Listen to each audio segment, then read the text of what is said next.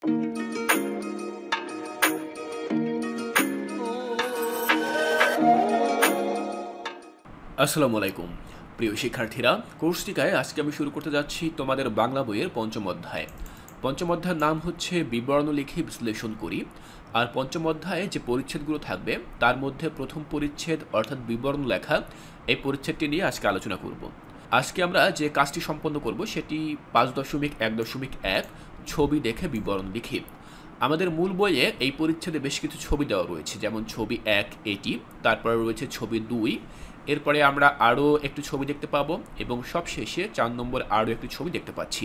এই ছবিগুলো থেকে আমাদেরকে বিবরণ লিখতে হবে। তো তার নির্দেশনাও কিন্তু আমাদের মূল বইতে দেওয়া রয়েছে। চলো প্রথমেই আমরা নির্দেশনাগুলো দেখে নিচ্ছি। লেখা আছে, নিচে কয়েকটি ছবি দেওয়া হলো, ছবিগুলো ভালোভাবে দেখো। এরপর আমার বাংলা খাতায় ছবির বিষয়, চিত্রশিল্পী বা চিত্রগ্রাহকের দৃষ্টিভঙ্গি এবং দর্শক হিসেবে তোমার প্রতিক্রিয়া 100 থেকে 150 শব্দের মধ্যে একটি বিবরণ প্রস্তুত করো। বিবরণের শুরুতে একটি শিরোনাম দাও, নিজের কাজ শেষে বন্ধুদের সাথে আলোচনা করো এবং প্রয়োজনে সংশোধন করো। তো শিক্ষার্থীরা, প্রথমেই আমরা চলো বুঝে নেই যে কী করতে বলা হয়েছে। এই যে ছবিগুলো রয়েছে, এই ছবিগুলো আমরা খুব ভালোভাবে দেখব, পর্যবেক্ষণ করব যে ছবিতে আসলে ঠিক কী রয়েছে। এরপরে আমরা আমাদের খাতায় এই ছবির বিবরণ লিখব, অর্থাৎ ছবিতে আমরা কি দেখতে পাচ্ছি সেই বিবরণ লিখব।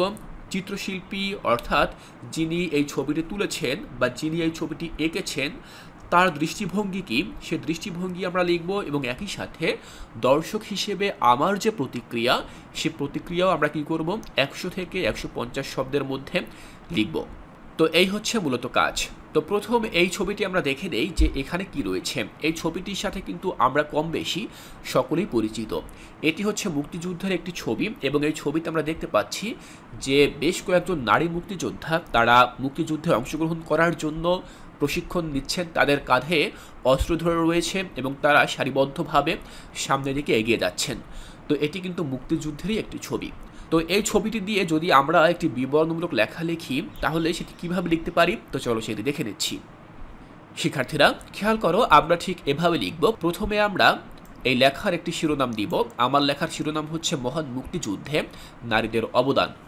তো আমি যেটি বিশ্লেষণ করে লিখেছি বা বিবরণ লিখেছি সেটি হচ্ছে যে ছবিটিতে বাংলাদেশের মুক্তিযুদ্ধে অংশগ্রহণের জন্য প্রশিক্ষণরত নারীদের দেখা যাচ্ছে। বাংলাদেশের মুক্তিযুদ্ধে নারীদের অংশগ্রহণ ছিল ব্যাপক ও বহুমুখী। পুরুষদের পাশাপাশি নারীরাও স্বাধীনতার জন্য তীব্র আকাঙ্ক্ষা পোষণ করেছিলেন এবং যুদ্ধের বিভিন্ন স্তরে গুরুত্বপূর্ণ ভূমিকা পালন করেছিলেন। এরই অংশ হিসেবে তারা বিভিন্ন যুদ্ধে অংশগ্রহণের জন্য প্রশিক্ষণ গ্রহণ করেন। ছবিতে দেখা যাচ্ছে যে নারীরা হাতে রাইফেল এবং নতুন বাংলাদেশের পতাকা নিয়ে দৃপ্ত পায়ে হেঁটে যাচ্ছে। মুক্তিবাহিনীর বিভিন্ন দলে নারীরা প্রশিক্ষণ গ্রহণ করে সরাসরি যুদ্ধে অংশগ্রহণ করেছিলেন।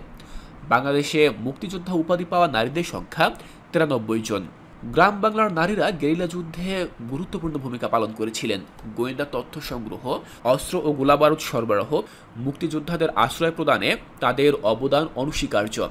শুধু তাই নয়, যুদ্ধাহত মুক্তিযোদ্ধাদের সেবা শুশ্রূষা, রান্না, খাদ্য সংগ্রহ ও সরবরাহ, পোশাক তৈরি, রক্তদান ইত্যাদি কাজে নারীরা গুরুত্বপূর্ণ ভূমিকা পালন করেছিলেন। তাহলে আমরা প্রথমে এই ছবিটি দেখে কি বুঝতে পেরেছি তার একটি বিবরণ লিখে নিয়েছি।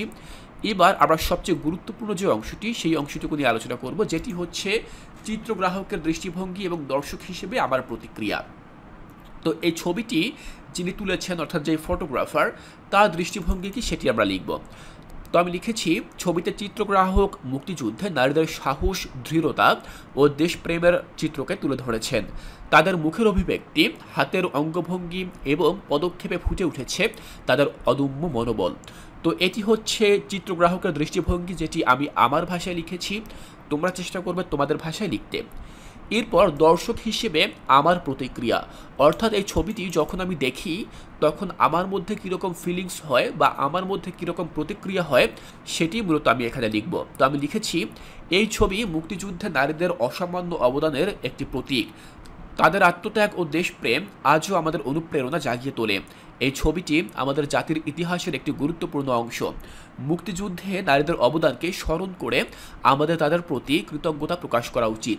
তো এটি হচ্ছে ছবিটি দেখার পরে আমার প্রতিক্রিয়া কি সেটি আমি আমার মতো করে লিখেছি। তুমি তোমার প্রতিক্রিয়া তোমার নিজের মতো করে লিখবে।